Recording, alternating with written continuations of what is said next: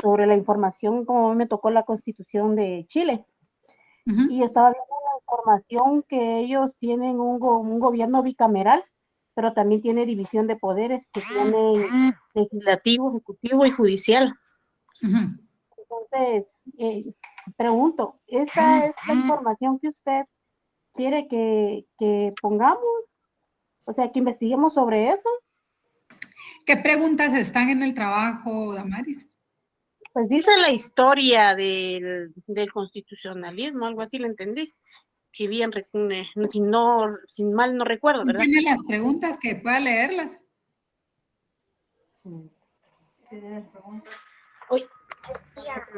Yo las tengo acá a la mano, licenciada. Dime, Nancy, ¿cuáles son? ¿Se acuerdan de sus cámaras? Ahorita la voy a prender. Por favor. Es que de verdad, yo no sé, vamos a tratar de hacer un trabajo en Zoom para que ustedes se expongan así. Y que la primera pregunta dice, ¿evolución histórica? Perdona, dime. Es acerca del origen y evolución histórica del proceso constitucional. Entonces, estaba viendo yo en esta información que la primera constitución de Chile fue en 1822, decía. Okay. Y a través del tiempo han tenido 10 constituciones. Ya estás casi que respondiendo la pregunta. Ese es el proceso constitucional. Lo que tú me acabas de decir es cómo es su organización política como Estado. Entonces resulta ser que en su organización lo que ellos tienen es una república, tienen ejecutivo, tienen legislativo y tienen judicial. Y específicamente en el legislativo tienen un sistema bicameral, tienen 2 cámaras. Eso se llama cámara alta, cámara baja. Y tiene mucho que ver con los sistemas de cómo son electos, iguales en los Estados Unidos. Ellos tienen un Congreso y tienen un Senado. Iguales en México, ellos tienen un Senado, tienen un Congreso. Pero es parte del organismo legislativo. Ahora la pregunta es una historia del constitucionalismo. ¿Cómo nacen las constituciones? ¿Cuándo nace la Constitución de Guatemala? ¿Cuándo tenemos nuestra primera constitución? Si a alguien le tocara que contestar eso. A ver. No miro muchas cámaras. Nancy, tú que ibas a leer la pregunta. ¿Cuándo nace la primera constitución de Guatemala? Apúntenla ahí como preguntas, se las voy a poner como pregunta en el examen, hombre, no puede ser. Eso es un tema bien interesante, ¿saben? De cómo nacen las naciones americanas. Nosotros podemos ver en Europa cómo ellos van pasando por una serie de sistemas políticos, por una serie de sistemas jurídicos, de hecho, cómo pasan de ser imperios, de ser monarquías, a ser imperios, de ser imperios, como después pasan a organizarse como repúblicas. Vemos cómo como imperios y cómo de hecho también como monarquías se van extendiendo. Nosotros, de hecho, este lado del mundo, América, fue conquistada por una monarquía, que era la monarquía representada por los reyes de Castilla y Aragón. Y cuando nos conquistan a nosotros, empezamos a formar parte de ese reino. Lo interesante de todos los países de este lado del mundo, de los países de Iberoamérica, es que todos nacemos, de hecho, con una constitución. Nosotros nacemos formándonos como estados, brindándonos a cada país un texto constitucional, porque fue básicamente lo que copiamos de los pueblos en Virginia, de los estados en los Estados Unidos. Estados Unidos nace como Estados Unidos a partir de que empieza con esta revolución y ellos se dan ese instrumento jurídico en 1787. Ellos tienen, de hecho, esta declaratoria de independencia unos años antes y es en 1887 en la Convención de Virginia en donde ellos disponen darse un cuerpo jurídico, obviamente no con esta facilidad como se les estoy explicando ahora, esto tuvo que ver con un proceso político. Pero no olvidemos que los países que rompen esta relación a través de la independencia con la monarquía española, que también es muy interesante leer y entender cuándo nace España como tal, la historia de España Es muy interesante, precisamente en 1492, que ellos hacen esa incursión a este lado del mundo. Ellos están terminando una invasión. Ustedes sabían que España estuvo invadida por los árabes por más de 800 años. Y fue precisamente en 1492 que termina esta invasión árabe, y no solamente en España, en la península ibérica. Por eso es que nosotros tenemos en nuestro idioma muchas palabras árabes, porque obviamente nuestro idioma es el idioma que trajeron los conquistadores españoles. Pero ¿qué fue lo interesante? Nosotros nos independizamos del reino de España en 1821. Pecado sería, estamos por celebrarlo. ¿El qué? El sábado, domingo.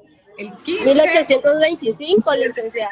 1821. No, ya lo dijeron, 1821. Nosotros nos independizamos en 1821. Tal vez, no sé si era eso lo que estabas contestando, Sandra. O Nancy, no sé quién fue la que habló. La independencia del Reino de España se da en 1821. Pero, compañera, perdón, licenciada, lo que se refería es que la primera constitución del Estado de Guatemala fue del 11 de octubre de 1825, ¿verdad? Y esto es bien interesante, fíjense, porque tiene que ver con lo que vamos a desarrollar ahora en el marco de la inconstitucionalidad. ¿Saben por qué es interesante? Porque en realidad nosotros lo que decimos es, nos declaramos independientes del Reino de España. Esa es una historia deliciosa, de verdad, entenderla, leerla y ver cómo se dieron todos esos procesos, porque había muchos conflictos en Europa, pero en realidad nos anexamos a otro reino. Nos anexamos al de Maximiliano de México, el de Filísola, que era el general que llevaba todo este movimiento independentista en México. Y nos desanexamos hasta junio de 1823, que es en realidad el momento en el que se marca el inicio de la época realmente independiente. Porque si bien es cierto, ya no le rendíamos a la corona española, todavía estábamos con esta anexión. Y es a partir de 1823 que en esa desanexión, en realidad nos unimos como provincias y se empiezan a trabajar desde esa desanexión el primer proyecto para una constitución federativa. Se sientan las bases del constitucionalismo porque lo que se empieza a trabajar es una constitución federal.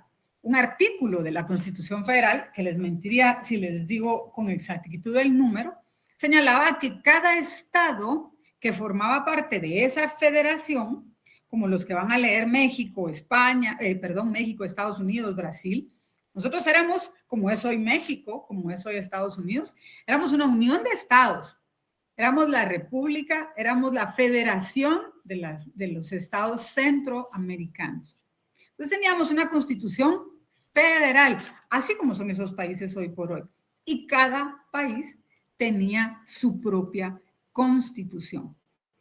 Se van sentando las bases de este federalismo, que la verdad no logró funcionar, no logró cuajar, y cada uno de los países que formaban esta federación se vuelven estados independientes. Y a partir de ahí nace nuestra historia constitucional. Pero insisto, nosotros nacemos como estados con ese embrión constitucional generando este cuerpo federativo y también el cuerpo propio de la organización política de Guatemala. Luego de esto, pues ya vamos a ir viendo cómo nos vamos dando todos estos instrumentos constitucionales para irle dando forma al Estado de Guatemala. Y vamos a ver precisamente hoy cómo es que en ese mecanismo constitucional hemos tenido también regulaciones sobre la inconstitucionalidad de las normas. No es algo que lo podemos analizar de una manera prístina, impecable, desde el principio. En realidad ha tenido también una evolución. Vimos el lunes el fundamento del control constitucional. ¿Cuál es el fundamento del control constitucional? Para ver si se acuerdan. El principio de supremacía constitucional. Perfecto. Fijo a ustedes, fijo que eso se pregunta. ¿Ah? ¿Cuál es el principio en el fundamento en el cual se basa el control constitucional. ¿Por qué existe este control constitucional? Porque existe una constitución que es la norma fundamental en un sistema jurídico. Y bajo ese principio de que tenemos esta norma fundamental, esta norma superior, todo el cuerpo jurídico tiene que estar sujeto a ese texto constitucional. Es la norma normarum, la norma de las normas. Así que si una norma inferior está en contradicción con lo que dice el texto constitucional, pues simple y sencillamente no podrá aplicarse. Desde el principio que nosotros vamos a observar en el control constitucional normativo. Lo que nos quedamos conversando eran los presupuestos de la existencia de este control constitucional normativo, y parte de lo que hablábamos desde el lunes era, bueno, en principio vamos a tener una constitución total o parcialmente rígida, que vamos a tener un órgano de control que es independiente del órgano controlado.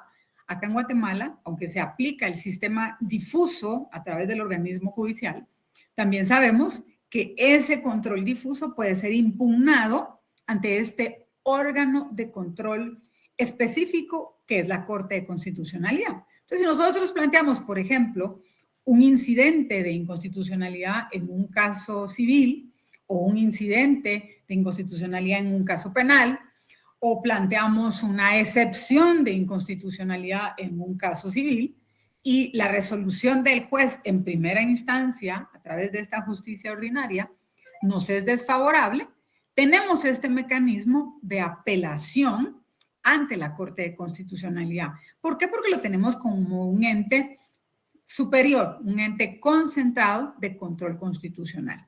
¿Y por qué es esto fundamental? Porque este órgano superior tiene esa facultad otorgada por la Constitución y otorgada por la Ley de Amparo de tener esa posibilidad de ejercer ese control sobre los textos. Ese es uno de los presupuestos, pero además también porque se le dota a los particulares de este mecanismo procesal para poder impugnar, para poder plantear ellos a través de estos mecanismos, insisto, acción, incidente y excepción de la inconstitucionalidad en caso concreto. Entonces eso es muy particular. Básico también, no dudo que va a hacer pregunta, ¿cuáles son los mecanismos procesales por los cuales puedo interponer en la justicia ordinaria una inconstitucionalidad en caso concreto? Pues tendría que ser a través de una acción, excepción o incidente de inconstitucionalidad. Aquí estamos hablando en términos generales del control constitucional y esos que ven en pantalla son los presupuestos generales del control constitucional de las normas, ya sea en el sistema concentrado o en el sistema difuso. Pero además que también, pues todos estos son fundamentales, es el sometimiento que tiene el aparato normativo, el aparato estatal en general, a ese control de constitucionalidad. ¿Y a qué se refiere esto? A que si en efecto, en un caso concreto, se determina que la aplicación de una norma es inconstitucional, pues los órganos de la Administración de Justicia no la pueden aplicar en ese caso.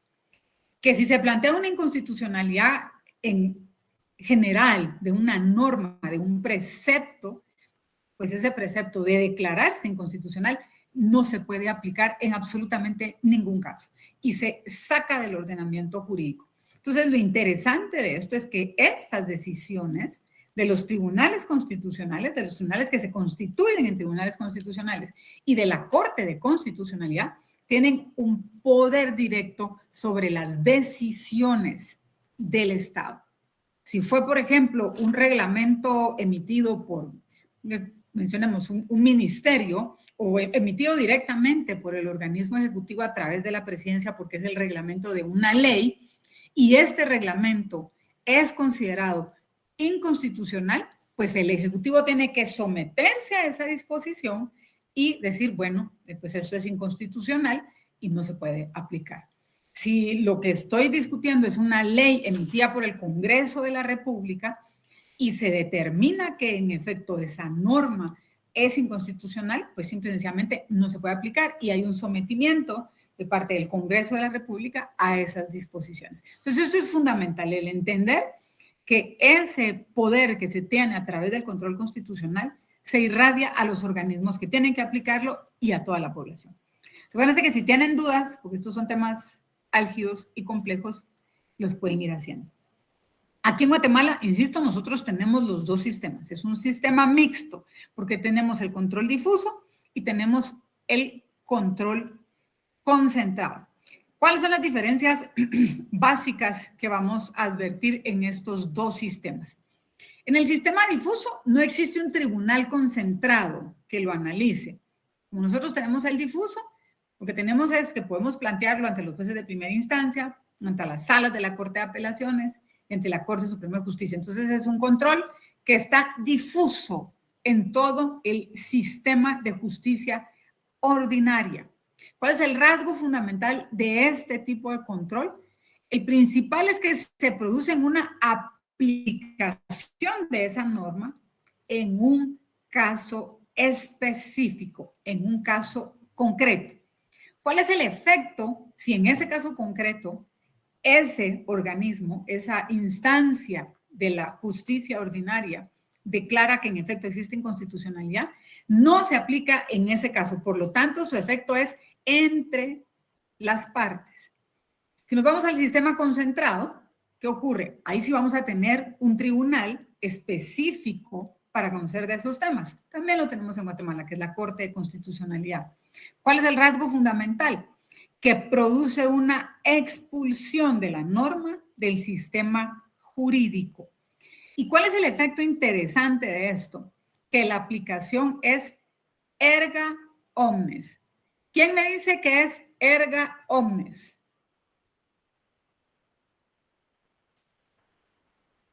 En que se supone que en su casa tienen como que más rápido acceso para internet y esa es una buena herramienta. Aplica para todos. Así es. ¿Y de dónde viene este término?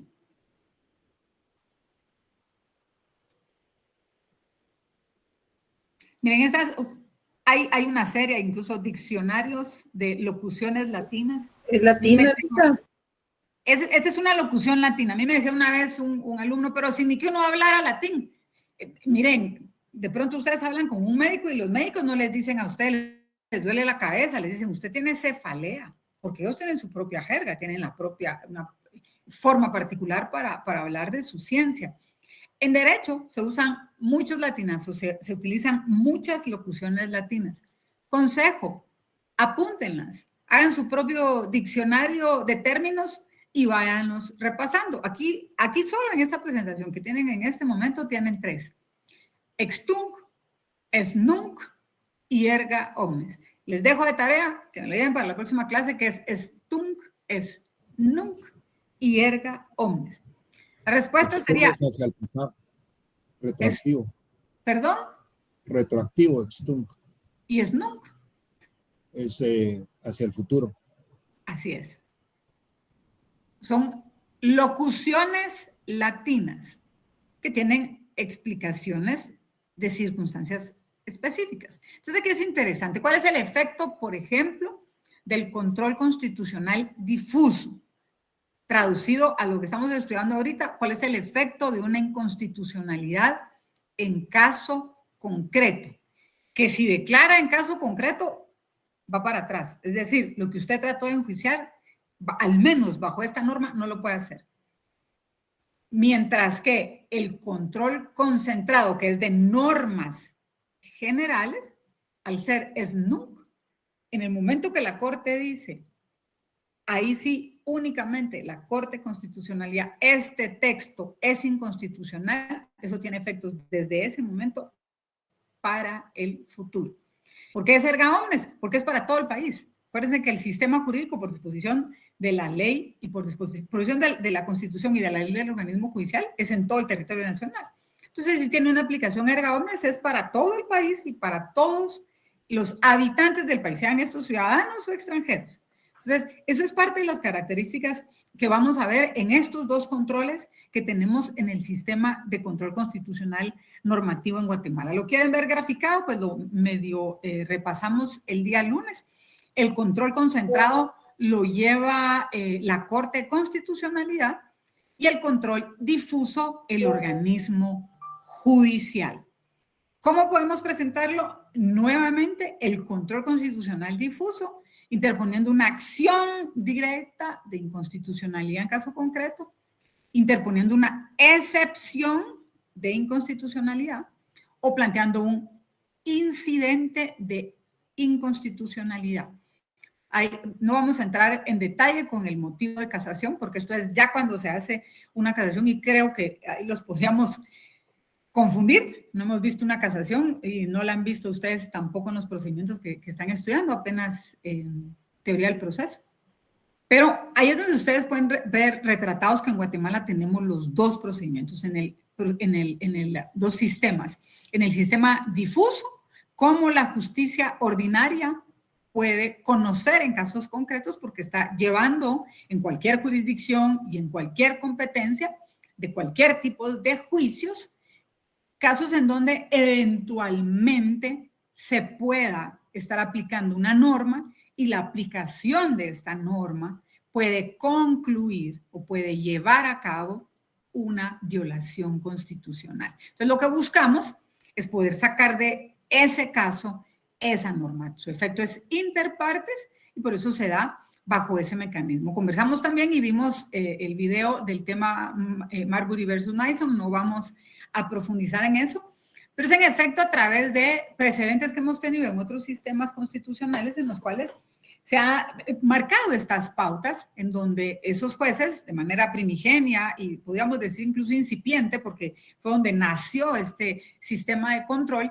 dijeron, miren, momento, acá se quieren aplicar normas que si bien es cierto y en efecto regulan ciertos procedimientos, al momento de aplicar esos procedimientos, estos van a devenir en una inconstitucionalidad. Y me van a disculpar, yo no puedo aplicarlos, aunque sean normas que se han aprobado a través de los organismos legislativos en esos casos, pero yo no puedo proceder si estas normas están violentando el texto constitucional. Entonces, ante esa posibilidad de que esto ocurriera, lo que surgió fue precisamente estos sistemas de control. Verifiquemos cómo se pueden llevar los procesos sin que haya una violación del texto constitucional. Y si eso se puede dar, pues analicemos de qué manera se pueden continuar los juicios, si es que se puede hacer en la parte en donde no haya esa afectación, o si esto definitivamente deviene en una inaplicación de este tipo de proceso para esta parte. La norma sigue vigente, porque lo que se está discutiendo es su aplicación. Entonces, esta parte del análisis hay que hacerlo. Y también nos abre esta otra posibilidad que surge también de estas sentencias paradigmáticas, porque nos marcan esas pautas de comportamiento de los tribunales, para analizar si sacamos de una vez del ordenamiento jurídico este tipo de normas. ¿Cómo surge en Guatemala? Fue en la Constitución de 1956 que se abrió esa posibilidad, pero vamos a regresarnos un poquito. Vamos a regresarnos a 1921. En 1921 se hicieron modificaciones al texto constitucional de 1879, que si no recuerdo mal, este instrumento se llamaba Carta Constitutiva y era nuestro texto constitucional. En 1921 se hace una de las 8 modificaciones que tuvo este instrumento y dentro de esas modificaciones se abre la posibilidad, como una potestad del organismo judicial, de poder señalar que en efecto una norma era inaplicable, que una norma o una disposición dictada por el Ejecutivo o por el Legislativo tenía que ser inaplicada porque era contraria a esos preceptos contenidos en nuestra Carta Fundamental de 1879. Oigan que les estoy diciendo Carta Fundamental, no Carta Magna. Las constituciones no son cartas magnas. Un montón de gente que le llama carta magna, yo con las disculpas del caso, pero no es carta magna porque no la da un rey. Magno, si lo buscan, viene de este poder de el rey. No, aquí las constituciones se las da el pueblo y las autoriza a través del poder constituyente originario. Nosotros teníamos, era esta Carta Constituyente de 1879 que se modifica en 1921 y se abre esta posibilidad de poder analizar a través del organismo judicial la inaplicación de estos preceptos. Luego hubo otra reforma en 1927 y le dan, en efecto, también esta facultad a la Corte Suprema de Justicia de declarar cuando dictan la sentencia de que una ley no era aplicable a ese caso concreto. Ustedes se dan cuenta, lo que tenemos en 1921 y 1927 es una facultad de inaplicación de normas. ¿Por qué? Porque está contrariando el texto constitucional. Básicamente, miremos en caso concreto. La Constitución de 1945, que es la que nace después de la Revolución de 1944, y la Constitución de 1956, que nace como consecuencia de la contrarrevolución de 1955, lo que señalaban y lo que regulaban era la nulidad ipso iure, otro vocablo latín, que significa,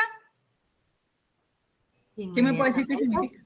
Por virtud del derecho, por el derecho mismo. Entonces dice, es nula ipso iure, disposiciones legales que disminuyan, restrinjan, violen o tergiversen los derechos que la Constitución garantiza. Si ustedes pueden comparar estos tres textos constitucionales, yo siempre he sostenido que entre la Constitución del 45, la Constitución del 56, la Constitución del 65 y la Constitución del 85 hay muchas similitudes, no solo en la parte orgánica, sino también en este tipo de disposiciones. Vamos a ver variaciones, obviamente, porque las cuatro obedecen a movimientos políticos muy particulares, muy particulares. Entonces vamos a ver, obviamente, plasmado en este texto constitucional, en estas cuatro constituciones, una vocación de cada uno de los movimientos que originaron la creación de esos textos constitucionales. Entonces, la del 45 y la del 56 tienen esa particularidad de señalar que son nulas ipso iure las disposiciones que restrinjan, disminuyan, violen o tergiversen los derechos que tiene garantizados la Constitución, que es básicamente el mismo texto que vamos a encontrar en el 46, en el 175, en el 203, en el 204. Luego de esto, ya podemos analizar también que fue en la Constitución de la Contrarrevolución de 1956, en donde ya se abre una posibilidad particular, y es la posibilidad de que sean las partes las que lo pidan. Hito muy interesante, porque en la de 1945 lo que se señalaba es que el organismo judicial podía declararlo en sentencia. Entonces eso ya era básicamente una facultad del juzgador. Si el juzgador analizando el caso considera que aplicar un texto puede violentar la Constitución, en su sentencia lo va a explicar. Pero lo interesante que se habilita en el 56 es que yo puedo reclamarlo. Puedo decirles, mire, voy a plantear la posibilidad de que este texto sea analizado como inconstitucional. Entonces abre, insisto, una posibilidad interesante de defensa de los litigantes en los distintos casos. En 1965, que es la constitución que surge, nosotros nos estábamos dando constituciones casi cada 10 años, esta nace también de un golpe militar, se mantiene siempre este control difuso, ¿verdad? Porque se hace a través ya de la posibilidad que tienen las partes de reclamarlo. Y se mantiene también el control concentrado desde la Suprema. ¿Por qué? Porque la Suprema podía declararlo en una sentencia. Entonces tenía esa facultad de analizarlo al emitir sus sentencias.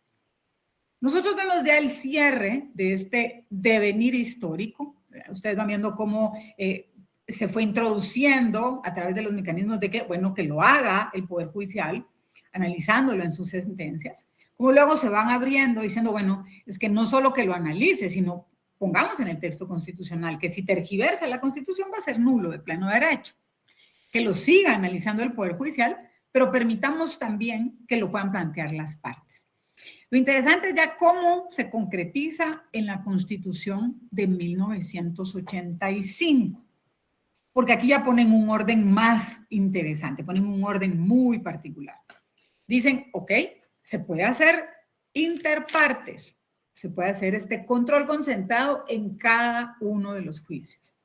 Pero además, lo vamos a poner también en la Constitución. Si hay una norma, si hay un reglamento, si hay una disposición que tergiverse, restrinja, disminuya los derechos que están consagrados en la Constitución, pues ese texto es nulo. Pero para discutirlo, que hicieron una cuestión muy interesante, muy particular, vamos a crear un tribunal con competencias específicas. Y es más, lo vamos a declarar como una garantía constitucional. No solo a ese tipo de control. Fíjense las diferencias tan grandes que vemos ya en el texto constitucional de 1985. Antes ustedes lo podían encontrar dentro de las funciones del organismo judicial. Pero ahora lo que se hace es que se manda directamente al título 6º de la Constitución y se crean esas garantías. Primero, la garantía de la exhibición personal, circunstancias que vamos a analizar porque es la primera que el texto constitucional resguarda en el 263. Luego, la posibilidad de recurrir a través de un amparo, de buscar a través de un amparo, o de instaurar a través de un amparo, el reclamo de violaciones constitucionales. Y luego, señalar, bueno, pero es que además también podemos reclamar la inconstitucionalidad de las normas, ya sea porque nos las aplican a caso concreto o porque en términos generales esa norma es inconstitucional. Y es bien interesante porque ya le da un papel específico, ya le da una posición específica y preponderante a estos resguardos constitucionales. ¿Y cómo blindarlos? Bueno, me imagino yo, el constituyente, ¿cómo hago para poder blindar y permitir que estas garantías constitucionales sean efectivas? Que no vayan a tener de ese vicio de tener que depender de los poderes del Estado y de los poderes que conforman esta estructura política del Estado. Bueno, pues adoptemos el modelo kelseniano. Creemos o instauremos en términos de una garantía constitucional, un tribunal de jurisdicción privativa, que particularmente tenga la función esencial de defender el texto constitucional. Por eso es que la Corte de Constitucionalidad está considerada una garantía, porque su función es esa, es proteger a la Constitución, pero protegerla en el sentido de no solo la estructura, de cómo está diseñado el Estado, sino también de cómo el Estado tiene la obligación de darle a los ciudadanos y de permitirle a los ciudadanos el ejercicio de sus derechos constitucionalizados y también los derechos que están reconocidos en las legislaciones ordinarias a través de ciertos mecanismos, ¿no? Por lo menos ya desarrollamos el amparo. Ahora el tema particular es, bueno, ¿y cómo hacemos si a este ciudadano lo llevan a un juicio? Perfecto. Él tiene la obligación de comparecer en un juicio si se están discutiendo violaciones de normas ordinarias. Y también como ciudadanos, quienes se consideren vulnerados en sus derechos, tienen el derecho de entablar los juicios y decir, quiero que se responda por estas violaciones de derechos.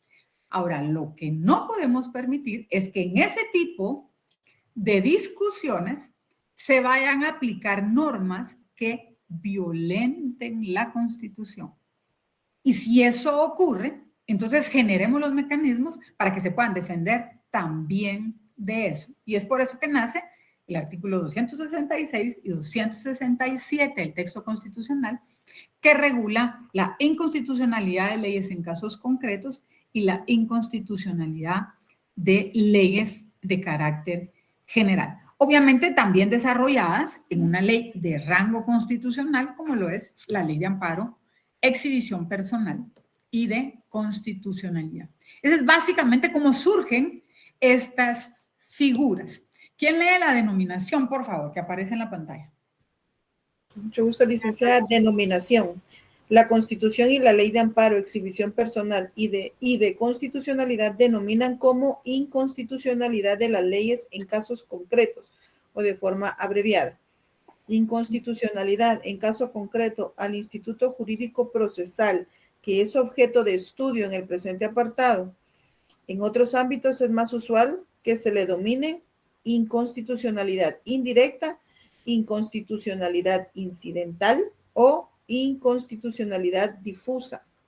Así es. Esas son las denominaciones. Aquí estamos. Si ustedes ven el recuadro que tienen a la izquierda en la presentación, está marcado con rojo un poco más fuerte. Inconstitucionalidad directa o caso concreto. Ahorita lo que estamos analizando básicamente es la inconstitucionalidad directa o caso concreto. ¿Cuáles son los tres nombres con los que se le conoce usualmente en la doctrina?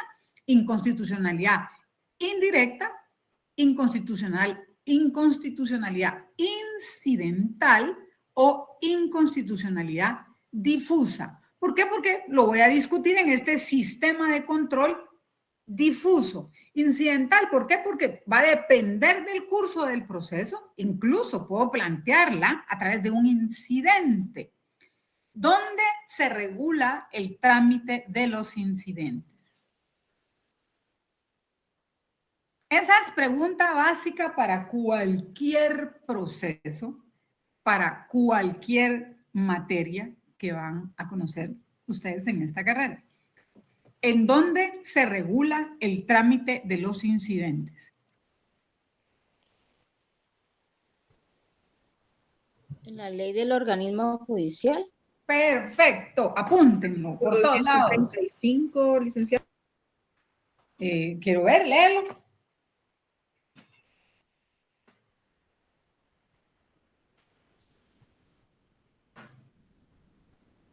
¿Puedes leerlo? Sí, licenciada, con gusto. Artículo 135 de la Ley del Organismo Judicial. Incidentes. Toda cuestión accesoria que sobrevenga y promueva con ocasión de un proceso y que no tenga señalado por la ley procedimiento, deberá tramitarse como incidente. Cuando las cuestiones fueren completamente ajenas al negocio principal, los incidentes deberán rechazarse de oficio. El auto que decida el incidente contendrá la condena en costas del que lo promovió sin razón, salvo evidente buena fe. Y el trámite, si ustedes lo ven, está en el artículo 138. Los incidentes se regulan en el 135 y el trámite del 138 al artículo 140. Incluso en el 140 les desarrolla también la apelación. Este caso es particular porque las apelaciones de los incidentes de inconstitucionalidad en caso concreto se presentan directamente ante la Corte de Constitucionalidad. Pero aquí lo particular, que es lo que estamos viendo en este momento, se le llama también inconstitucionalidad incidental y por eso hacemos esa referencia. Que los incidentes, por favor, esto es algo que no se les debe olvidar, están regulados en la ley del organismo judicial. De hecho, el articulado completo es del 135 al 140, pero el trámite lo van a encontrar específicamente en el 138. Y es muy simple. También lo vamos a desarrollar en la clase. Para los que lo quieran leer, ahí lo van a encontrar en el 138. Hay incidentes de hecho, hay incidentes de derecho. Este obviamente va a ser un incidente de derecho, porque lo que estamos buscando es el análisis de la aplicación de una norma. Así que ese sería el mecanismo por el cual se plantea. Permítanme que tenemos un visitante que vamos a quitar de aquí. Si no van a recibir clases con un gato.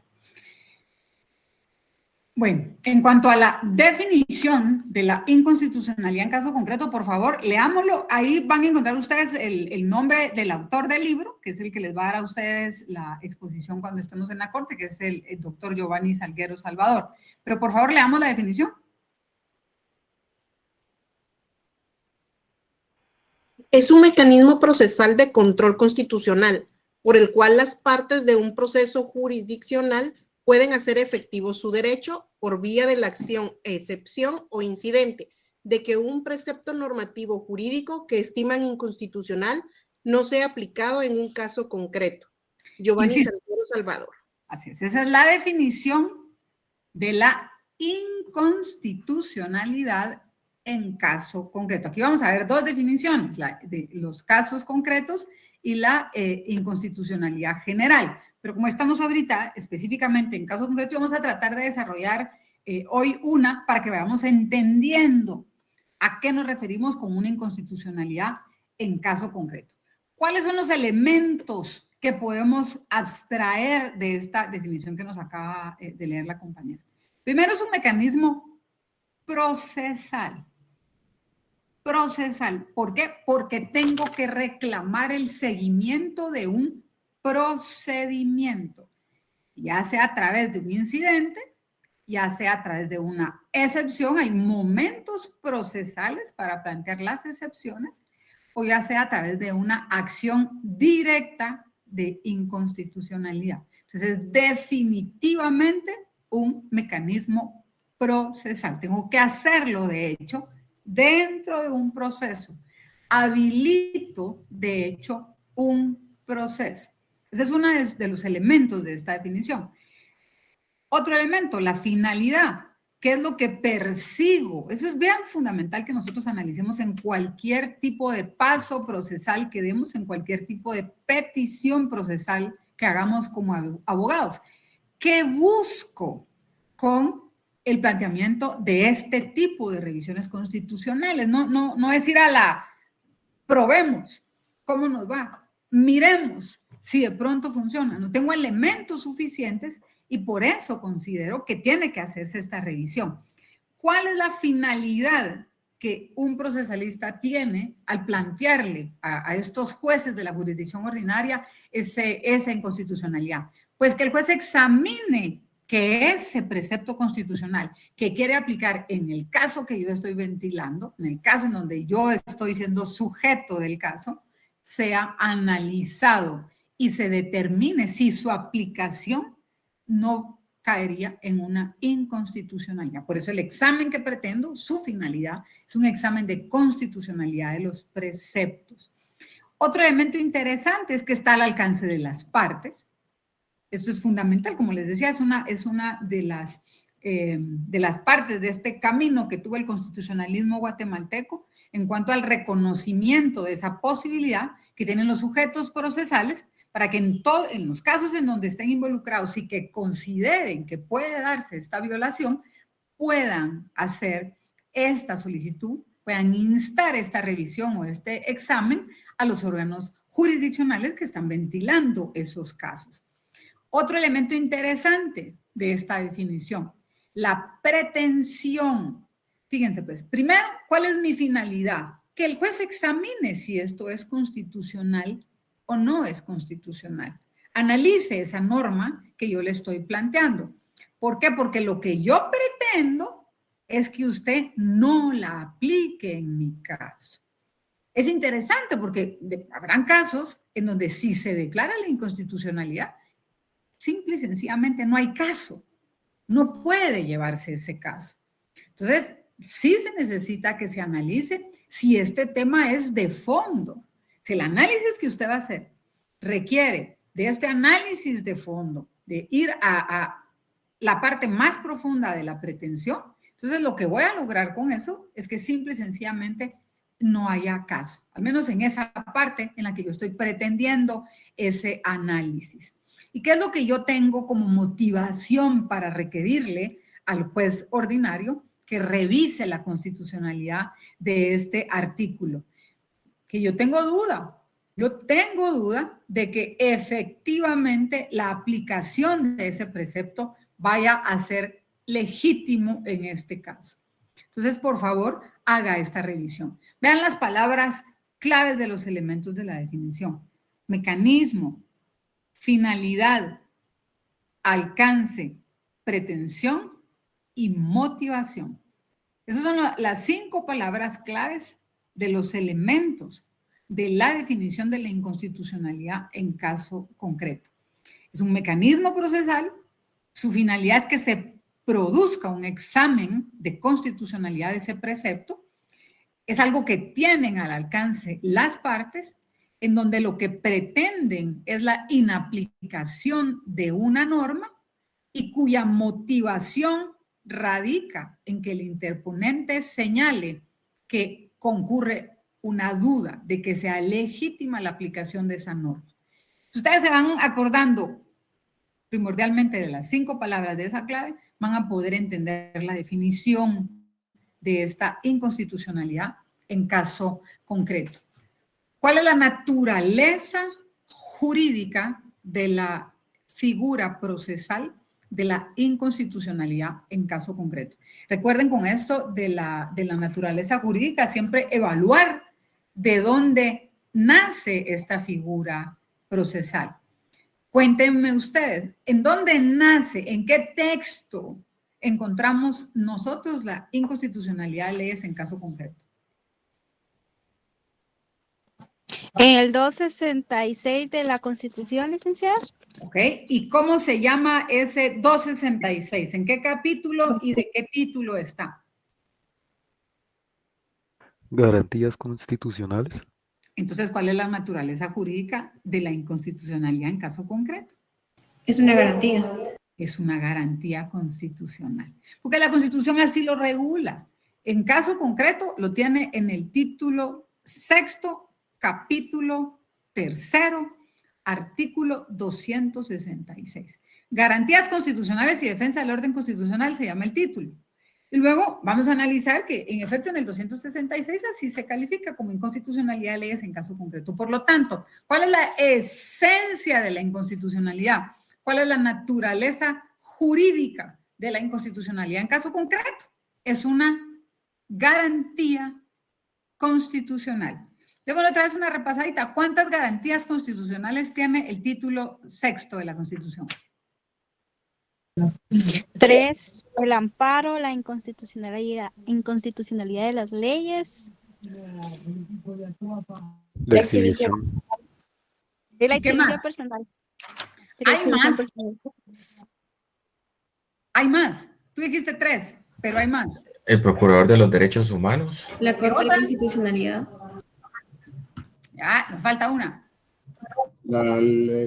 ¿Cómo se llama? La presidencia de la Corte. No. Dime, Price. La ley de amparo, exhibición personal y constitucionalidad. No. Tenemos primero la exhibición personal, capítulo 1. Luego, capítulo 2, el amparo. Luego, capítulo 3, inconstitucionalidad de las leyes. Luego, capítulo 4, la Corte de Constitucionalidad. Ahí ya llevamos, ¿cuántas? 4. Y luego tenemos, junto con el procurador, que es el comisionado, el procurador es un comisionado del Congreso, de una comisión, que es la Comisión de Derechos Humanos del Congreso. En el capítulo 5 tenemos comisión y procurador de derechos humanos, que les había hecho falta y que la verdad no se maneja como tal, porque no se maneja así, pero es una garantía constitucional, es la Comisión de Derechos Humanos del Congreso. Y es bien interesante, porque es una de las comisiones que por disposición de norma tiene que estar integrada con por lo menos un representante de cada organización política representada en el Congreso de la República. Entonces, esa es parte de las garantías constitucionales que encontramos en el texto constitucional. Entonces, nuevamente, ¿cuál es la naturaleza jurídica y la inconstitucionalidad en caso concreto? Es una garantía constitucional. Las características muy amarradas a los elementos de la definición. En principio, es un medio de defensa procesal. Luego, está al alcance de los particulares. Luego, se utiliza como un contralor de la constitucionalidad. Es difuso, ¿sí? ¿Por qué? Porque se puede plantear en cualquier órgano, en cualquier competencia de cualquier jurisdicción de la justicia ordinaria. Por lo tanto, es difuso. No hay un órgano específico en el que yo pueda ir y presentarlo. Va a ser ante el órgano que está ventilando el caso en donde considero que se está violentando la norma constitucional. Y en cuanto al procedimiento que se va a sustanciar, pues es sencillo. La verdad es que el trámite de un incidente es sencillo, el trámite de una excepción también es sencillo y el trámite de una acción también es sencillo. No es un proceso largo en que se tengan que llevar muchísimos trámites, es un análisis muy rápido porque lo que se hace es un análisis de norma, no se está sometiendo esto a prueba. Y también es corto porque no hay mayores posibilidades impugnativas. Si me lo declaran sin lugar, me voy a la CC y el trámite en la CC también es corto. Entonces, esto es parte de las características fundamentales que vamos a observar en la inconstitucionalidad en caso concreto. Nuevamente, medio de defensa procesal está al alcance de los particulares. Si ustedes hacen esta concatenación de los elementos de la definición con sus características, van a ver que son básicamente las mismas. Se utiliza como un mecanismo controlador contralor de la constitucionalidad. Es difuso, es incidental, es declarativo, además, en su fin. Es decir, al finalizar este trámite se señala si esta inconstitucionalidad en efecto existe y por lo tanto corre hacia atrás. Por lo tanto, si se estaba intentando llevar un juicio a través de una norma o utilizando una norma, la aplicación de una norma que en su análisis deviene inconstitucional, pues nos regresamos al inicio y esto no puede continuar, por lo menos en el apartado de la aplicación de esa norma. Esas son las características que vamos a encontrar en la inconstitucionalidad. ¿Cuál es el objeto que tenemos en esta pretensión? Y vamos a regresar, esto es casi que repitiendo los elementos de la definición y de la finalidad que tiene la inconstitucionalidad en caso concreto, o también llamada indirecta.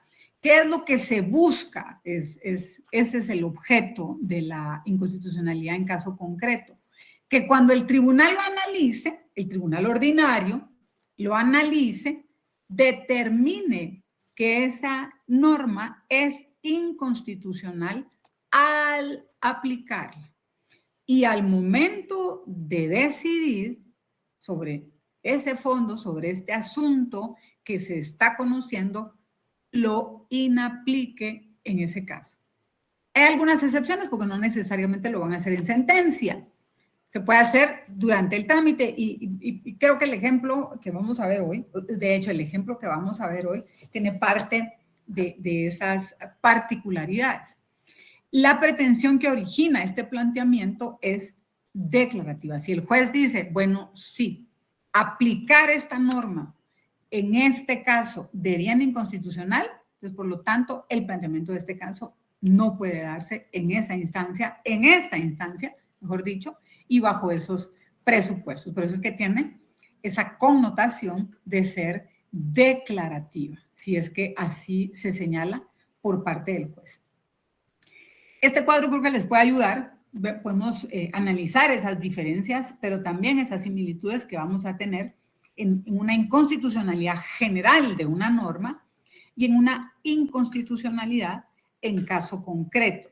¿Qué es lo interesante de un caso concreto? Que es lo que hemos estado hablando, que es lo que ustedes ven ahí en la presentación en la parte de abajo.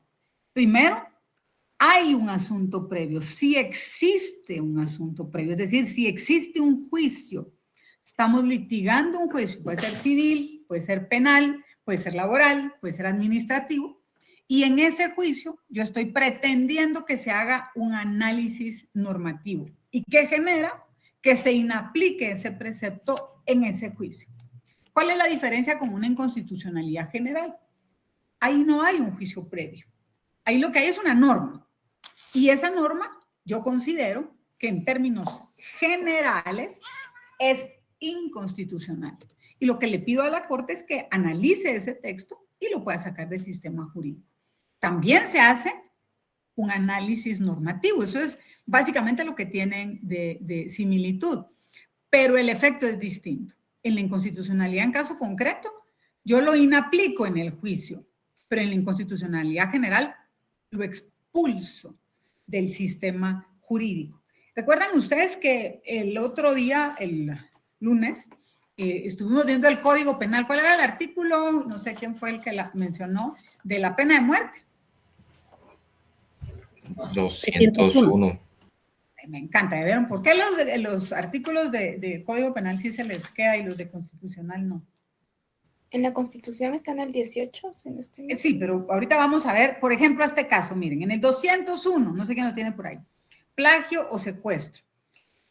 Se declaró inconstitucional la frase, se les aplicará la pena de muerte y cuando ésta no pueda ser impuesta. Si ustedes verifican, resulta ser que en la inconstitucionalidad, en el expediente 5.986-2016, del 24 de octubre del 2017, la Corte de Constitucionalidad declaró inconstitucional esas frases. Entonces es interesante, porque eso se está declarando a partir de ese momento como un texto inconstitucional. Pregunto, ¿puede aplicarse hoy por hoy ese texto? No, no se puede. ¿Por qué? ¿Quién habló? Porque se declaró inconstitucional. Perfecto. Porque lo que se planteó... Y por ende se saca de la ley. Del ordenamiento jurídico. Y fue a través de una inconstitucionalidad general parcial. Vamos a ir avanzando con este análisis. Vamos a analizar primero el tema de la competencia para poder hacer un ejercicio de una inconstitucionalidad en caso concreto. Y como ya vi que les gusta derecho penal y que ahí sí se acuerdan de los artículos, pues que entonces puedan verlo en derecho penal. ¿Quiénes son los competentes para conocer de una inconstitucionalidad en caso concreto? Pregunto. Cualquier juez del organismo judicial. De cualquier jurisdicción y en cualquier competencia. Ojo, siempre y cuando sea ante ellos que se está ventilando el caso. ¿Sí? Si yo voy a discutir una inconstitucionalidad en caso concreto de un caso penal, vamos a analizar un caso penal, ¿puedo ir a reclamar de inconstitucionalidad la norma penal a un juzgado civil? No. Tiene que ser ante el juez que está llevando mi caso. ¿Sí? Si el caso es administrativo y está planteado ante una sala de lo contencioso administrativo, yo voy a reclamar ante esa sala que está llevando el caso, no ante otro. Eso es fundamental. Se hace en la justicia ordinaria y por lo tanto lo hago ante el juez que está llevando mi caso. Por eso es que se les da esa denominación de tribunales constitucionales, porque en realidad lo que ellos ejercen en ese momento, lo que les decía en las clases presenciales, es como que el juez se quitara el tacuche en ese momento de ser el juez penal, se quita el tacuche de ser el juez civil y se pone el de juez constitucional, porque en ese momento lo que tienen que hacer es un análisis de constitucionalidad de la norma. Pero ese elemento fundamental que no olvidemos, que ese planteamiento lo voy a hacer ante él, porque es él el que está llevando ese caso. Le estoy diciendo, analícelo específicamente en este caso que usted está verificando. No lo puede hacer ante otro, sino al que lo está llevando. Miremos, por ejemplo, en estas competencias de la Corte Suprema de Justicia, es decir, del organismo judicial. Tenemos la inconstitucionalidad en caso concreto, que la podemos presentar ante el Pleno de la Corte Suprema de Justicia. Bueno, en este caso, ante la Cámara que esté conociendo. Si lo está conociendo la Cámara Civil, porque él pueda plantearlo incluso hasta en casación y como motivo de casación. Y entendemos que hay casaciones civiles, que hay casaciones penales, que hay casaciones que vienen de procesos contenciosos, por lo tanto, lo van a conocer las cámaras. Entonces, esto lo puedo plantear ante la Corte Suprema de Justicia. Puedo plantear casación incluso si está en segunda instancia, porque lo estoy impugnando ante una sala. La sala está integrada por 3 magistrados. Y si ellos están conociendo en segunda instancia, ahí también puedo plantear un vicio de inconstitucionalidad de norma en caso concreto. Si el caso se está llevando todavía en primera instancia, no lo tengo sentenciado, puedo plantearlo como una excepción, puedo presentarlo como un incidente o puedo plantear una acción directa de inconstitucionalidad ante este juzgado y tribunal de primera o tribunal de primera instancia.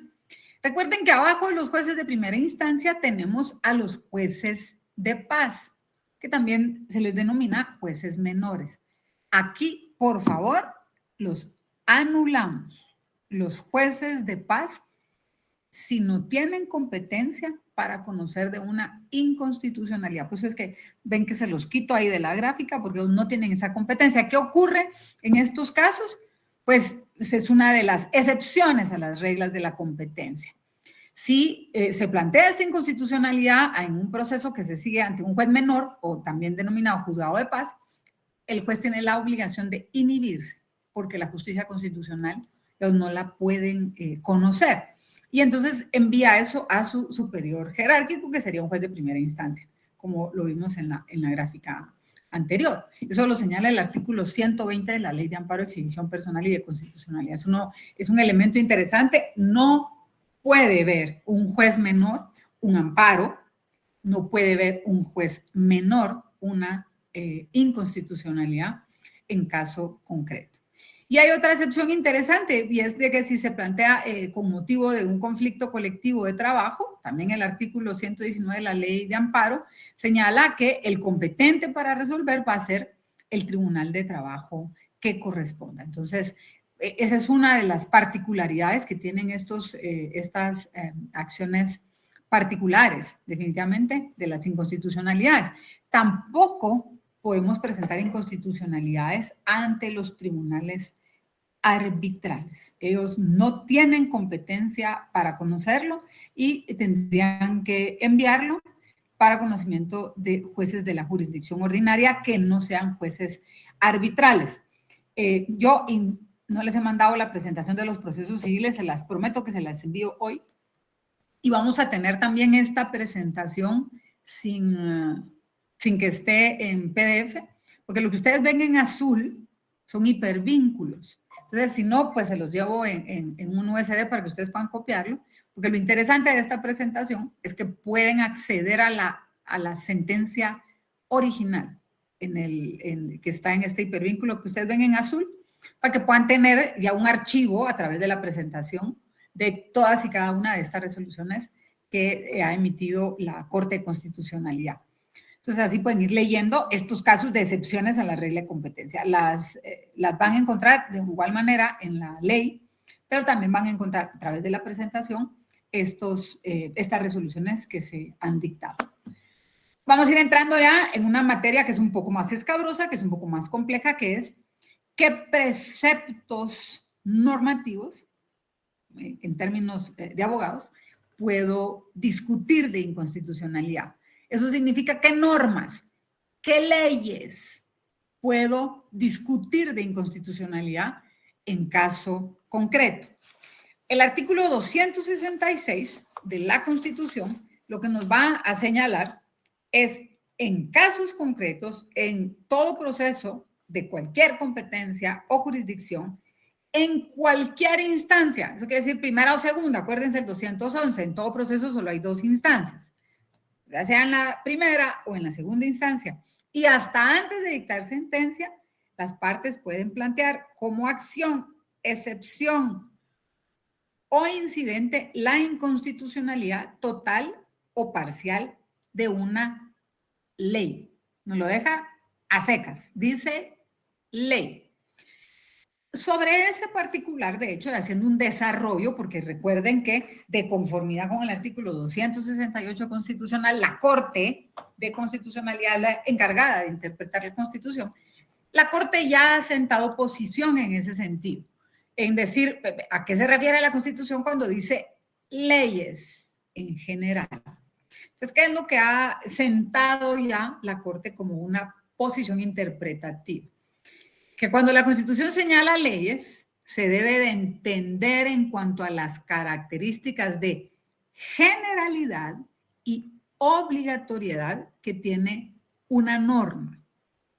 Entonces, si existe un instrumento jurídico dictado por una autoridad y ese instrumento jurídico es general y además es obligatorio, entonces es una ley y por lo tanto se puede discutir.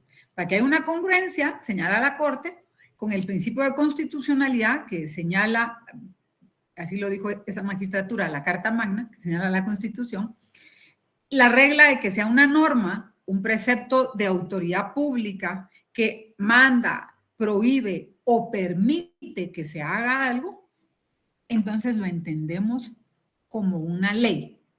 Así esto sea un reglamento, así esto sea una ordenanza, así esto sea un estatuto o así esto sea un decreto. No tiene que ser una ley.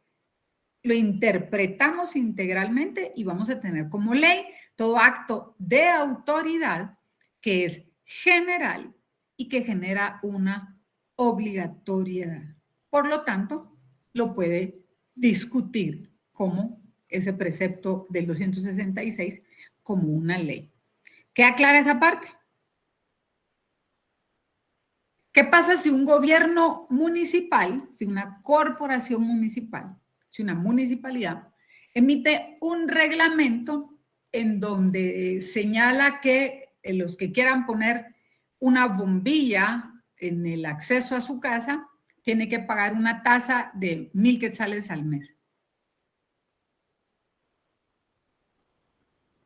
¿Creen que eso se puede discutir de inconstitucional? Sí. ¿Por medio de una impugnación, licenciada? Esa es una norma general, ¿no es cierto? Primero tenemos una autoridad, que es el gobierno municipal. Esa autoridad está dando una disposición que es general, es para todo su municipio, no para los de una calle, los de otra calle, o solo los de la avenida, no, todos los que están en el municipio. Y les dice, y es obligatorio, el que tenga una bombillita allá afuera tiene que pagar 1,000 quetzales. Dime, Luis Leizam. Buenas noches, Lick. Dando un ejemplo parecido, que de hecho hoy me tocó vivir una situación así con mi abuelita, que usted sabe de ese puente que un tráiler lo hizo lata, que está ahí como para cuando uno va por la USAC, uno viene de zona 2, que se llama el puente del Debrán. Que está no está por USAC, mijo, está bien lejos, está en la entrada del periférico, sí. Ajá, la entrada del periférico por los hermanos Cooper. Que como van a empezar remodelaciones, supongamos a una señora de ahí que vive en las casitas de afuera, le taparon como que la entrada de su casa y pusieron unos postes bien pegados a su casa, así como que todo muy raro, ¿verdad? Entonces yo dije, aquí se puede presentar amparo.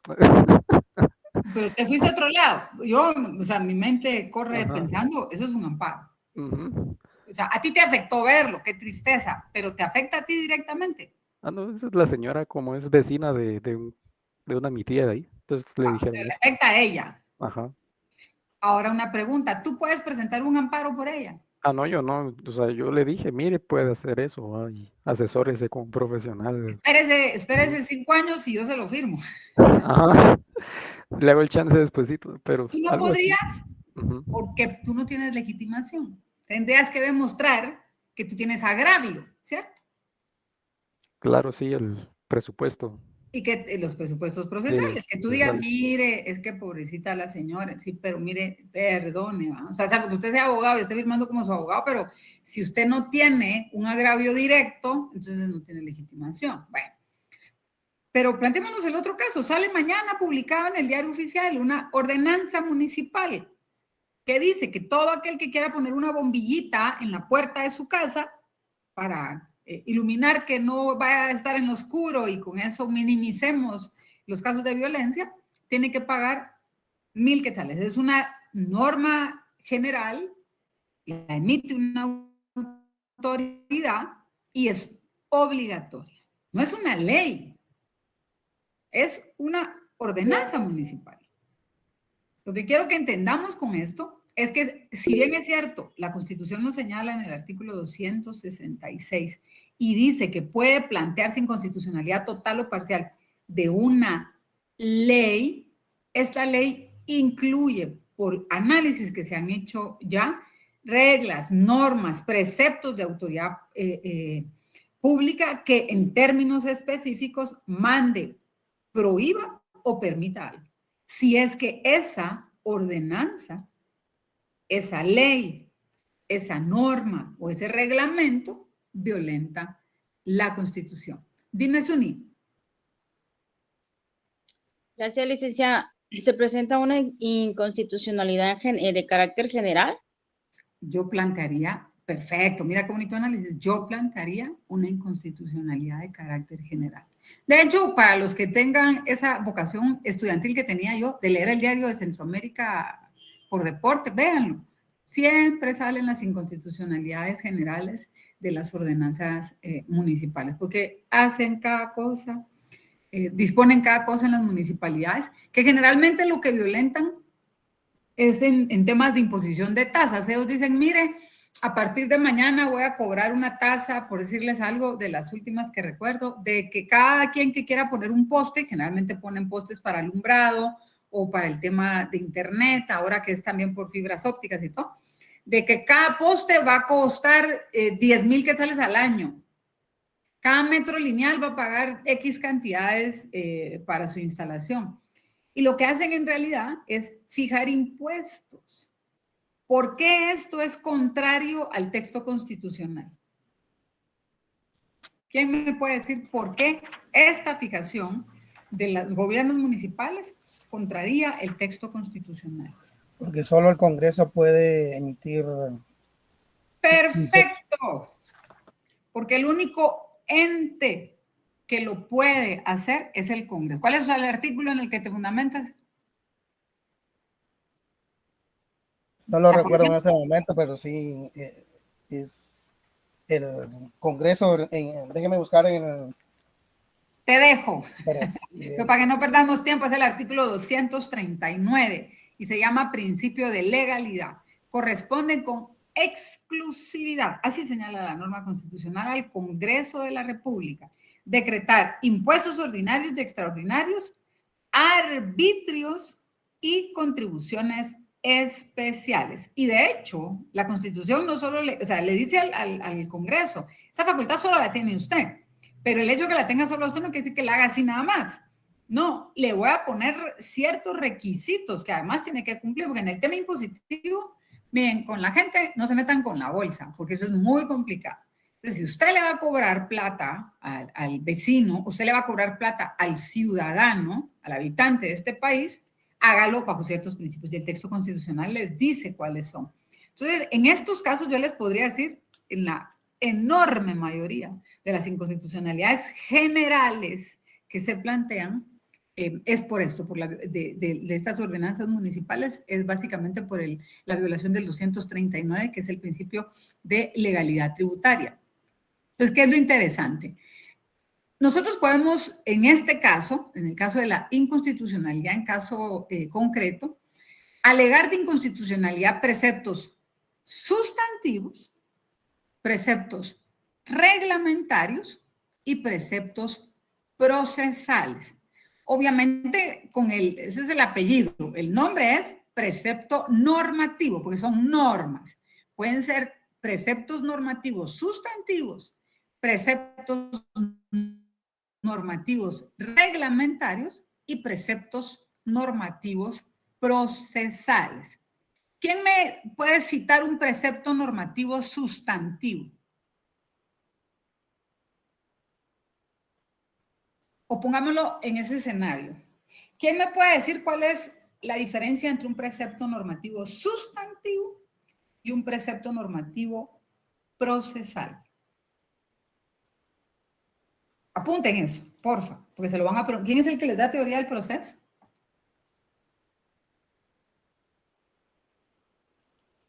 Ya nos dieron el semestre pasado, licenciada. Sí. Nos dio. El semestre pasado. Ya no podemos ir a... ¿Se acuerdan de sus Miguel cámaras? Ángel Zenón Simón. Miguel Ángel Simón. Hemos aprendido más con usted en este tiempo que todos. Qué honor, pero no debería ser así. Miren, pues vamos a porque esa parte es compleja también. Voy a apuntarla ahí para tratar de desarrollarla en una clase específica. Cuando nosotros hablamos de preceptos sustantivos, nos referimos a normas que lo que nos están regulando es la esencia del derecho. Por ejemplo, un precepto sustantivo es el Código Civil. Un precepto sustantivo es el Código Penal. Ustedes van a tomar, por ejemplo, el Código Civil y van a ver qué es el matrimonio. Ustedes van a tomar el Código Civil y van a ver qué son los alimentos.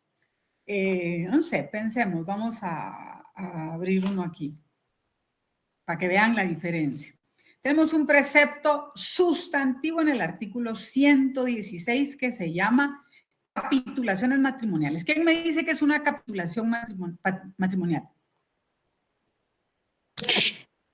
Son documentos que se realizan antes del matrimonio o durante Es para el régimen económico determinar que Espérate, Selene, que está Sandra. Espérame, Selene, que está hablando Sandra. Di, Sandra. Para determinar a qué régimen económico se van a someter. Y si no hay capitulaciones, se sobreentiende que es por el régimen de comunidades gananciales. Okay, y Selene lo está desarrollando. Es un régimen económico en el matrimonio. ¿Sí? Entonces, sí, en efecto, uno los puede celebrar con ocasión del matrimonio. Si no lo hace constar en el matrimonio, lo hace constar durante el matrimonio y lo puede constituir. Esta es una norma ordinaria sustantiva. Ahora, ¿quién me dice cuál es el mecanismo? ¿Cómo desarrollo yo? ¿Cómo se hace una capitulación matrimonial? Conforme lo establecido en el Código Procesal Civil y Mercantil. Porque es un trámite notarial. Entonces nosotros vamos a ver que hay diligencias notariales en el Código Procesal Civil. El Código Procesal Civil y Mercantil es una norma procesal. Porque allá no les va a definir qué es el matrimonio, pero sí les va a decir, se quiere divorciar, es un ordinario. Ah, pero lo hizo de común acuerdo. Ah, bueno, entonces lo puede hacer a través de un oral. Usted, a través del Código de Comercio, estableció, por ejemplo, una sociedad anónima. Es una norma sustantiva, porque le dice que es una sociedad anónima, le dice que es una sociedad en comandita. Ahora, usted tiene conflicto con sus socios, no le rinden cuentas. El Código Procesal Civil le dice cómo pedir un juicio de rendición de cuentas.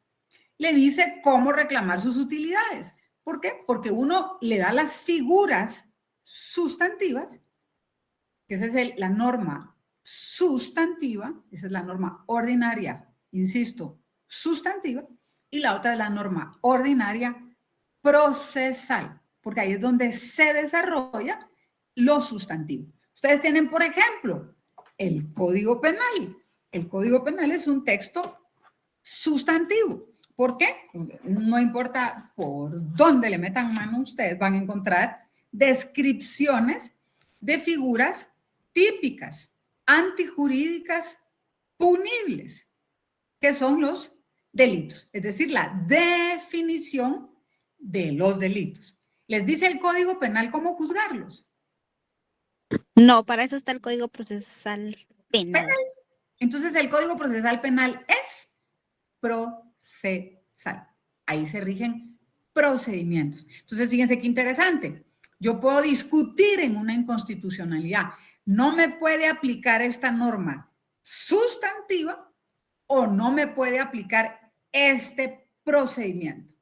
Puedo reclamar normas sustantivas y puedo reclamar normas procesales. No es por este lado en el que usted me lo tiene que reclamar. Si usted declara que esta norma procesal es inconstitucional, entonces no lo puede llevar por esta vía. Si usted declara que esta norma sustantiva es inconstitucional, entonces no me puede juzgar por esa figura sustantiva. Es complejo, lo vamos a ir desarrollando. ¿Cuáles son los...? Y ojo, antes de analizar si es una norma sustantiva o es una norma procesal, la que se va a discutir, o una norma reglamentaria, lo fundamental es entender una cosa, o unos elementos, perdón, que tiene que tener esta norma. Y es primero que esa norma tiene que ser general o impersonal. es decir, textos de aplicación general. No tienen que tener ese alcance general de la norma y no tener un destinatario específico, como son las normas en realidad, son normas generales. No tienen que ser normas dirigidas a grupos específicos, que sean disposiciones normativas específicas, que les vamos a traer ejemplos. Y un tema que es fundamental es que tienen que estar vigentes en el momento en el que yo invoco que esa norma no puede aplicarse. O debieron estar vigentes en el momento en el que se pretendió su aplicación. Miren, un caso muy interesante. Hay normas, usted no me da miedo porque el año anterior tenía un alumno que trabajaba en la SAT, entonces cada vez que hablábamos de un tema impositivo me robaba la hora de clase para contar él experiencias. Pero, por ejemplo, resulta ser que a mí me señalan una reclamación de un pago de un impuesto. Pensemos en el IVA. Hay unas disposiciones muy particulares en la ley del IVA que han cambiado con los años. Ha habido no sé qué cantidad, creo que es el artículo 16, de modificaciones de la ley del IVA. Entonces resulta ser que a mí me hace la SAT un ajuste a impuestos en el año 2002. Y resulta ser que en el año 2002 existían ciertas consideraciones para ese impuesto. Y se inicia el procedimiento de ajustes, hago toda mi reclamación administrativa y el caso después llega a un tribunal de lo contencioso, incluso llega a casación y yo sigo discutiendo y digo, mire, de pronto resulta ser que verifico que hay una modificación de ese artículo. Hay algunos abogados bastante ingeniosos que dicen, mire, este artículo dice otra cosa de la que se pretende aplicar, eso sería inconstitucional. Eso es parte de lo que dice este párrafo 2 de lo que están viendo en pantalla. Deben estar vigentes cuando yo estoy invocando su aplicación, o bien debieron de estar vigentes en el momento en el que se produjo el hecho. ¿Qué es lo que se les ha contestado en todas estas inconstitucionalidades? Mire, pues, hoy cambió ese precepto, cambió en el 2005, pero en el momento que le hicieron el ajuste, que fue el 2002, ese precepto estaba vigente. Entonces no venga a decir ahora que sea inconstitucional que se le aplique, porque el ajuste tributario se le está haciendo en el momento que esa norma estaba vigente. Esa es una parte muy particular que tenemos que tener conciencia sobre la temporalidad de las normas. Esos son elementos que uno a veces como estudiante lo deja pasar, pero una de las cuestiones que fundamentalmente tenemos que revisar como abogados en litigio y en ejercicio es el tiempo de la aplicación de la norma. Estar siempre pendientes de las modificaciones que se hacen en el Congreso de ciertos textos. Yo en mi litigio vi varios casos, que daban pena ajena, de abogados que alegaban aplicaciones de normas que estaban derogadas. Derogadas.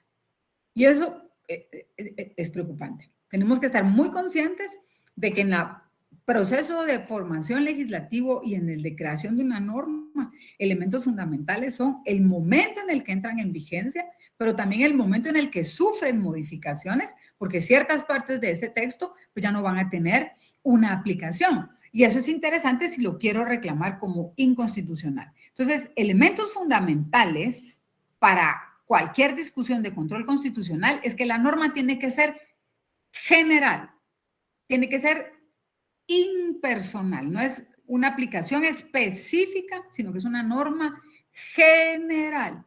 Por lo tanto, yo voy a reclamar la aplicación específica a mi persona porque es una norma de carácter general e impersonal.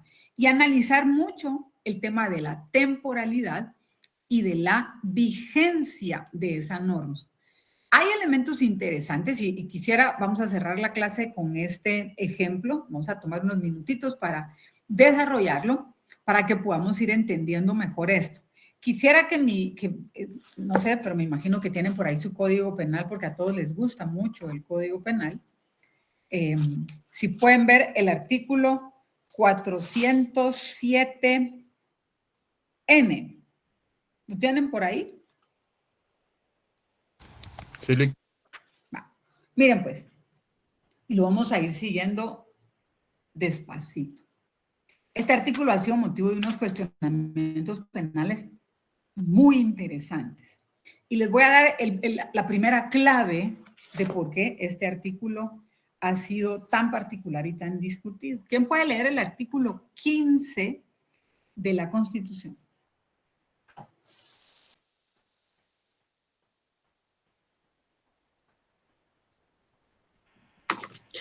Artículo 15. Y retroactividad de la ley. La ley no tiene efecto retroactivo, salvo en materia penal cuando favorezca al reo. Esta es una cuestión bien particular. Cuando una ley es retroactiva, solo si le favorece al reo, es decir, solo en materia penal. Y aquí hay un punto muy interesante cuando se habla de la retroactividad, porque más que retroactiva, la ley es ultraactiva en materia penal. ¿Esto qué significa? Si yo cometí un delito el año pasado y ese delito estaba sancionado con 15 años, pues me tendrían que llevar a juicio y si la sanción que me pretenden imponer es la máxima, será 15 años. Pero si resulta ser que este año se modifica por el Congreso de la República esa tipificación y le ponen 20 años y en este momento me llevan a juicio, ¿qué norma me van a aplicar? ¿La del momento de la comisión del hecho o la del momento de emitir sentencia? La del momento de la comisión del hecho. Fíjate qué interesante. Así es. Que le favorece por este principio. Por eso lo está diciendo Pride, porque obviamente le favorecen, atención al principio contenido en el artículo 15. Yo voy a aplicar la ley que estaba vigente en el momento de la comisión del hecho. ¿Por qué? Porque le favorece a él. Pero miremoslo a la inversa. Resulta ser que esa modificación legislativa que lo puso en 20 años no lo puso en 20. En realidad lo puso en 10. ¿Qué pasa con esa norma? ¿Cuál norma me tendrían que aplicar? ¿La del momento de la comisión del hecho o la nueva norma? La nueva norma. La nueva norma. ¿Y qué pasa si ustedes ven por ahí que el juez dice, no, yo voy a aplicar la norma del momento de la aplicación de la comisión del hecho? Se plantea una inconstitucionalidad en un caso concreto. Ya vamos entrando, fíjense, ya vamos entrando. Mi pregunta es, ¿esa norma es inconstitucional? Claro, por el artículo 15 de la... Ojo, Sandra. No, la norma no es inconstitucional. La norma no, pero violenta un derecho. La norma, pero la... Ay, miren, como La no lo veo. aplicación, sí. La Ahí aplicación vamos. sí es inconstitucional. La norma no es inconstitucional. Lo que devendría inconstitucional es su aplicación. ¿Ya vieron la diferencia? Cuando el legislador tomó el 201, creo que es el de la pena de muerte en caso de plagio o secuestro, dijo, esto es inconstitucional y no se aplica nunca, va para afuera del ordenamiento jurídico. Pero en este caso nosotros no estamos diciendo que esa modificación legislativa sea inconstitucional, ni que hubiera sido inconstitucional la norma que fijó la pena cuando se cometió el hecho. Lo que es inconstitucional es cómo lo van a aplicar en ese caso. Por lo tanto, puedo discutir esa inconstitucionalidad en ese momento. Yo les voy a poner como tarea que se lean el artículo 407N y 407O del Código Penal. El artículo 407 define una figura típica penal que se denomina financiamiento electoral ilícito.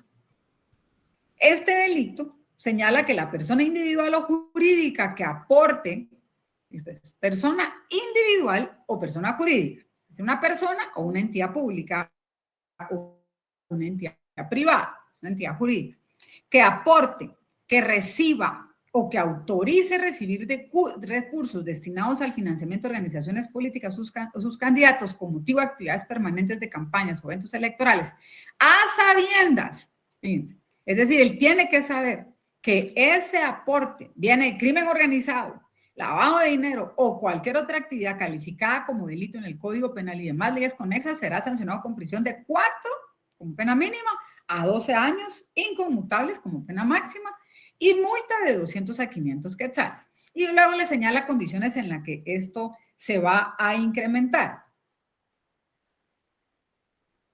Este delito fue adicionado al Código Penal y se adicionó, espero que todos tengan versiones interesantes del Código Penal, ya que les gusta tanto que tenga todas esas anotaciones. Pero ese delito se adicionó al código, no existía en la publicación original, en la promulgación original del Código Penal.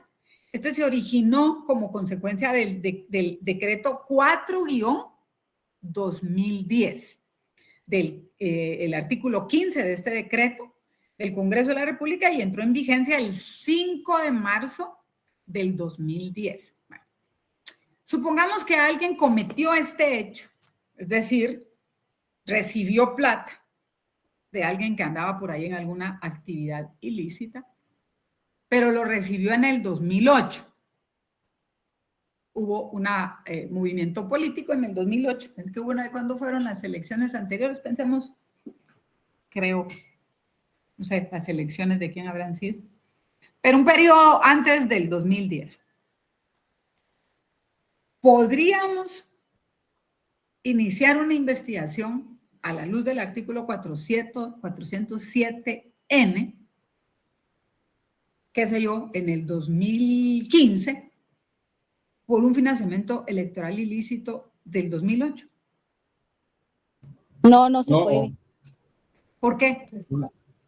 Por el artículo 1 del Código Penal, del principio de legalidad, no hay delito ni pena sin ley anterior. Y porque las normas tienen una aplicación retroactiva siempre que les favorece. Entonces se están violando varios principios. El 15, que el 15 está sustentado, el 15 sustenta de hecho el artículo 1 de la irretroactividad de la ley y que nullum delit, nullum pena sine ley. No hay delito, no hay pena si no hay una ley. Vamos a ir viendo cómo este artículo 407N y 407O nos puede servir, pero para ese efecto yo les tengo que llevar, y lo vamos a ver en la clase presencial, para analizar cómo se plantea una inconstitucionalidad de norma sustantiva opera, porque aquí ocurre algo muy interesante. Este artículo 407N, hasta el año 2018, tenía otra estructura jurídica. Y su estructura jurídica no es la que ustedes ven en el código actualmente. Tenían otro párrafo donde señalaba que también era, fíjense, también era financiamiento electoral ilícito toda contribución recibida en forma anónima y las que no se registren en un libro contable que para el efecto debe llevar una organización política, que ahí ya es discutible, porque una cosa es que sea de origen ilícito y el otro es que sea anónimo. Entonces, había, desde mi punto de vista, hoy lo puedo decir más tranquilamente porque esto así se declaró por parte de la Corte, una cosa es que usted diga que el dinero es ilícito y otra cosa es que sea ilícito pero que no lo hayan registrado. Y como consecuencia de eso, se cambió el texto de ese artículo, eso se reformó en el año 2018 y en el 2018 se crea otra figura que se denomina financiamiento electoral no registrado. Entonces es bien interesante. Fíjense, primero analizamos a aquellas personas que pudieron haber cometido el delito, pues el delito no existía. Entonces, tal como lo dice Sandra, se estaría violentando el artículo 1, porque no hay delito, si no había pena, y se está violentando el 15. Pero ¿qué pasa si tenemos personas, por ejemplo, que del 2010 al 2018, por ejemplo, pudieron haber cometido un financiamiento electoral que hoy se llama financiamiento electoral no registrado? Resulta ser que yo di la plata, pero no era origen ilícito. Lo que pasa es que no se registró. Pero me están juzgando hoy, 2024. qué norma se aplica. Y si el juez me quiere aplicar la del 407N, que no es la más favorable, analizar si eso redundaría en una inconstitucionalidad en caso concreto. Que es lo fundamental que me agrada profundamente ver que ustedes ya entendieron, es que no, la norma no es inconstitucional. La norma tuvo todo su trámite legislativo, fue aprobada por el Congreso de la República, fue sancionada, tiene todo su proceso normal y no violenta la Constitución. El tema es que su aplicación, en ese caso, sí puede ser inconstitucional. Entonces, lo que yo busco, y ojo, dentro del proceso penal, y vamos a ver, ¿ante quién lo presento entonces? Bueno, ante el juez que está llevando la investigación, ante el juez que es el encargado del control de garantías. El Ministerio Público es el que investiga y el juez es el que lleva ese control. Entonces, yo le voy a decir al juez, mire, usted no me puede aplicar esa norma, porque resulta ser que por el principio de que la norma que se aplica es la más favorable, usted me puede decir que me va a aplicar el párrafo segundo del artículo 407N cuando esa norma fue modificada con el 407O. Entonces, si usted aplica esa norma, va a caer en una inconstitucionalidad. No porque no haya norma. La norma existía. En el caso inicial, precisamente como dijo Sandra, se está violentando el principio, el artículo 1 del Código Penal. Pero aquí sí, o sea, existía esa norma, pero se modificó. Entonces, lo que tenemos que analizar es cómo se hacen esos planteamientos y tener esa base fundamental en la inconstitucionalidad en caso concreto. La ley no es inconstitucional. Lo que es inconstitucional es su eventual aplicación. Dime, Suni. Aquí sería el artículo 266, licenciado. ¿Qué es lo que dice? Inconstitucionalidad de leyes en casos concretos. Así es. Sería el sistema difuso. Así es. Ese es el ejemplo que estamos viendo. Usar aplicaciones en casos concretos. No estoy diciendo que esa norma sea inconstitucional. La aplicación, en este caso, sería inconstitucional. Contrario censo a lo que vimos en la pena de muerte para el delito de secuestro. Ahí la CC dijo, esto es inconstitucional para todos. No había un caso subyacente, no había un caso en donde se estuviera discutiendo ese delito. No, se declaró esa norma, por eso es de carácter general. No se puede aplicar en todo el país, no se puede aplicar para las personas que están sometidas a ese tipo de casos, es general. Ahorita lo que estamos viendo es caso por caso. Por eso se llaman inconstitucionalidades en caso concreto. Entonces, vamos a dejarlo hasta aquí. Avanzamos bastante en ese tema. Vamos a ver cómo se hacen esos cuestionamientos de los preceptos sustantivos, de los preceptos procesales y de los preceptos reglamentarios. Así que seguimos la próxima semana y quedamos pendientes porque no sé, o no sé si ustedes tienen información de si hay clases el lunes por las fiestas patrias. No hay clases viernes y el lunes que viene, licenciada. Ni el viernes ni el lunes. No. Así lo dijo el licenciado Ronnie. El Sí, magistrado, así dijo perdón. No, el magistrado. uno, se los digo como experiencia de vida, uno no es el cargo. No, El señor Ronnie, Eulalio. Ustedes no se preocupen por eso. Uno es, cuando uno se valida por el cargo, eso se van tan rápido que da pena. Bueno, yo pensé que solo el lunes, entonces nos vemos el miércoles y estudien mucho, hagan su trabajo y si tenemos cualquier duda, la podemos ver en la clase. Dime, Selene. Feliz noche. Disculpe, fíjese que cabal cuando explicó lo de los preceptos normativos sustantivos se me fue el internet y no escuché. Ay, mi niña, pero lo vamos a desarrollar con un ejemplo específico que fue el que estuvimos viendo, porque entrarle ahorita de regreso, olvida. Está complicado. Sí, te lo enseño a las 8:30 de la próxima clase. ¿Cuál? ¿A qué hora? A las 8:30 de la próxima clase, porque como todos salen corriendo. Ay, qué mal. No lo vas a...